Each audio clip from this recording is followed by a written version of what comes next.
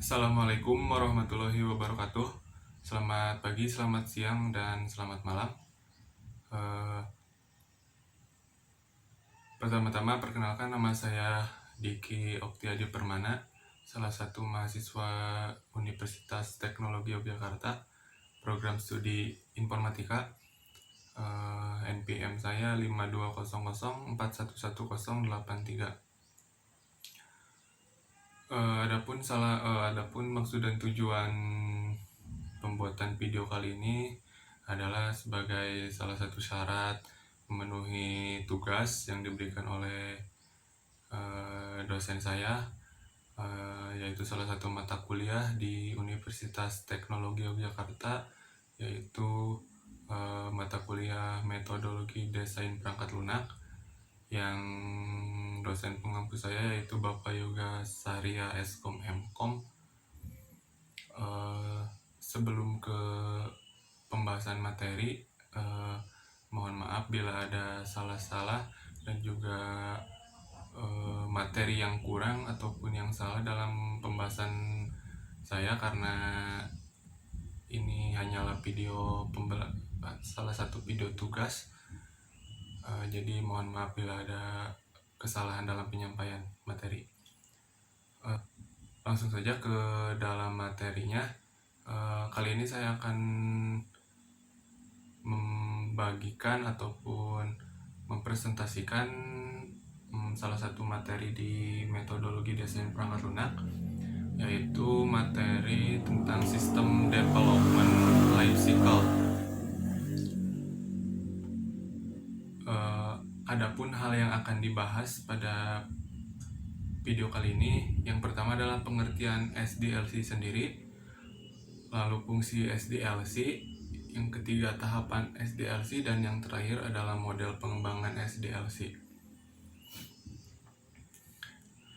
Yang pertama kita akan ke pengertian SDLC terlebih dahulu. SDLC sendiri memiliki beberapa tahapan ataupun beberapa hal yang mencakup dalam pengembangannya, yaitu adalah yang pertama planning, yang kedua adalah analisis, yang ketiga desain, yang keempat implementasi, yang kelima testing dan integration, yang keenam maintenance.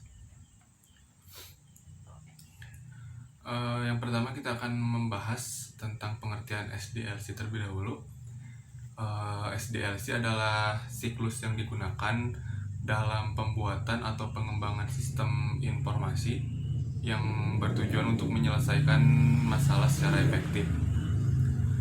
Dalam pengertian lain, SDLC adalah tahapan kerja yang bertujuan untuk menghasilkan sistem berkualitas tinggi yang sesuai dengan keinginan pelanggan atau tujuan dibuatnya di sistem tersebut.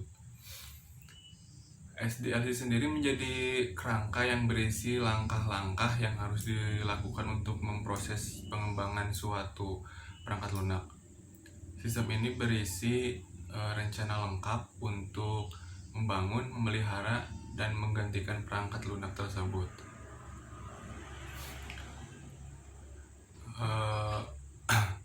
Saya juga sudah membuat ataupun memasukkan salah satu pengertian SDLC menurut salah satu ahli. Yang pertama adalah menurut Profesor Dr. Sri Mulyani pada tahun 2017. Dia mengungkapkan bahwa SDLC adalah proses logika yang digunakan oleh seorang analisis sistem untuk mengembangkan sebuah sistem informasi yang melibatkan requirement, validasi, training, dan pemilik sistem. Hal tersebut diungkapkan oleh Dr. Sri Mulyani. Kita akan langsung ke fungsi SDLC. Yang kedua, fungsi SDLC sendiri sangat sulit untuk membuat sebuah perangkat lunak tanpa perencanaan yang maksimal. Beberapa teknik dalam pengembangan perangkat lunak terus dikembangkan hingga saat ini. Meskipun dalam pengembangannya masih banyak perdebatan mengenai metode yang paling baik dan paling sesuai.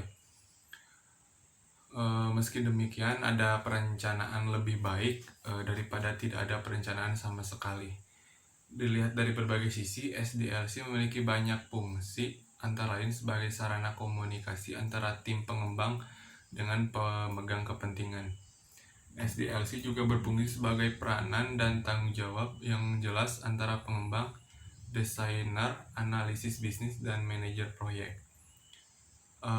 Adapun fungsi lainnya dari SDLC ialah dapat memberikan gambaran input dan output yang jelas dari satu tahap menuju tahap selanjutnya. Dan di gambar kali ini adalah tahapan SDLC.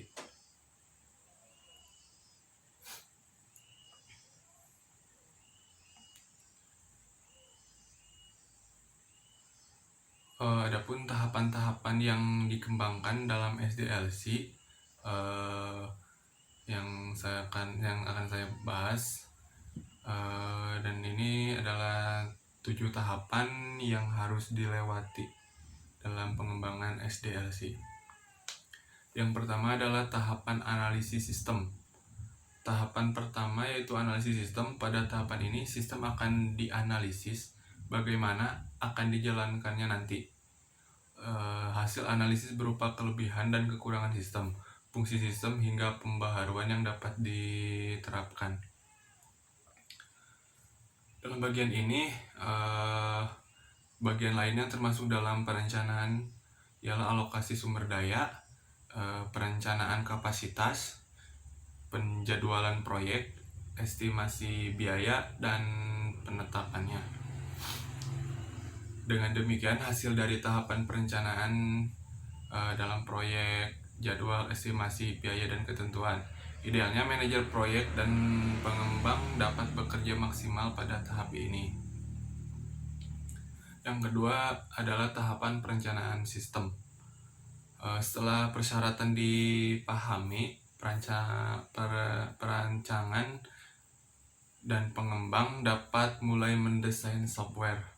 Tahapan ini akan menghasilkan prototipe dan beberapa output lain meliputi dokumen berisi desain, pola, dan komponen yang diperlukan untuk mewujudkan proyek tersebut.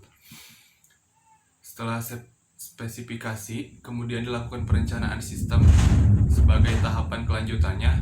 Tahap ini ialah tahap di mana seluruh hasil analisis dan pembahasan tentang spesifikasi sistem diterapkan menjadi rancangan atau cetak biru sebuah sistem. Tahap ini disebut sebagai cetak biru, di mana sistem sudah siap untuk dikembangkan mulai dari implementasi, analisis sistem, hingga tenaga pendukung sistem yang akan dikembangkan. Yang ketiga adalah tahap pembangunan sistem. Pengembangan sistem ialah tahap di mana rancangan mulai dikerjakan, dibuat, atau diimplementasikan menjadi sistem yang utuh dan dapat digunakan. Jika diibaratkan bangunan, tahap ini merupakan tahap membangun. Tahap ini memakan waktu cukup lama karena akan muncul kendala-kendala baru yang mungkin dapat menghambat jalannya pengembangan sistem. Pada tahapan ini, perencanaan bisa saja berubah karena satu atau banyak hal.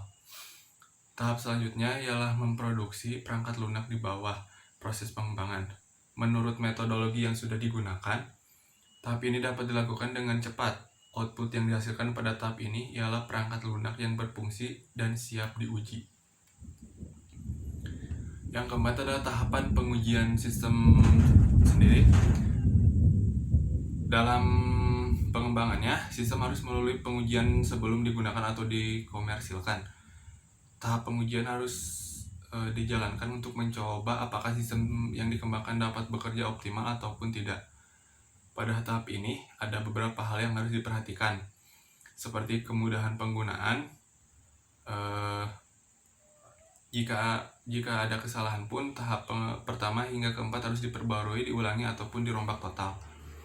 Tahap tes SDLC ialah bagian paling penting dalam rangkaian pembuatan sebuah perangkat lunak, karena sangat mungkin mempublikasikan sebuah software tanpa melalui pengujian terlebih dahulu. Beberapa pengujian yang harus dilewati antara lain kualitas kode, tes fungsional, tes integrasi, tes performa, dan tes keamanan. Untuk memastikan pengujian berjalan teratur dan tidak ada bagian yang terlewati, tes dapat dilakukan menggunakan perangkat continuous integration seperti kode SIP. Dari tahapan ini akan dihasilkan perangkat lunak yang telah dites dan siap untuk disebarkan ke dalam proses produksi. Yang kelima adalah implementasi. Implementasi dan pemeliharaan merupakan tahap akhir dalam pembuatan SDLC. Di tahap ini, sistem sudah dibuat, diuji coba, dan dipastikan dapat bekerja optimal. Setelah tahap pembuatan selesai, dilakukan implementasi dan pemeliharaan oleh pengguna. Pemeliharaan sangat penting untuk memastikan sistem bekerja dengan optimal setiap saat. Untuk implementasinya, langkah yang harus dilakukan adalah sebagai berikut. Yang pertama adalah melakukan survei dan penilaian terhadap kelayakan sistem yang sudah dikembangkan. Yang kedua, menganalisis dan mempelajari sistem yang sudah ada dan sedang berjalan. Yang ketiga, melakukan pemecahan masalah dalam pengembangan sistem. Yang keempat, menentukan penggunaan hardware dan software yang tepat. Yang kelima, merancang dan mengembangkan sistem baru.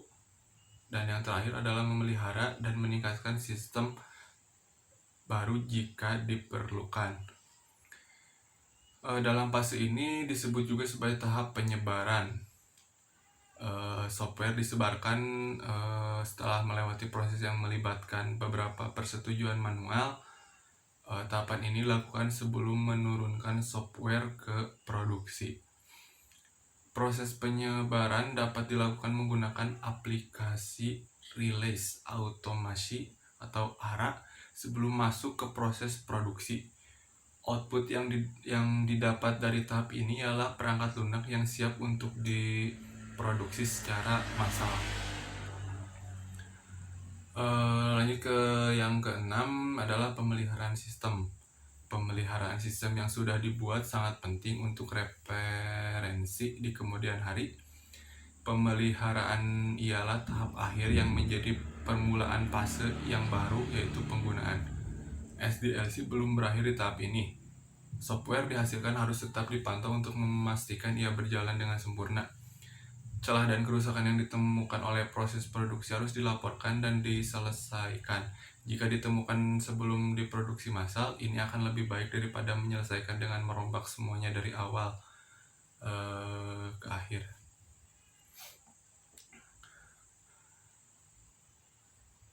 Adapun model pengembangan SDLC,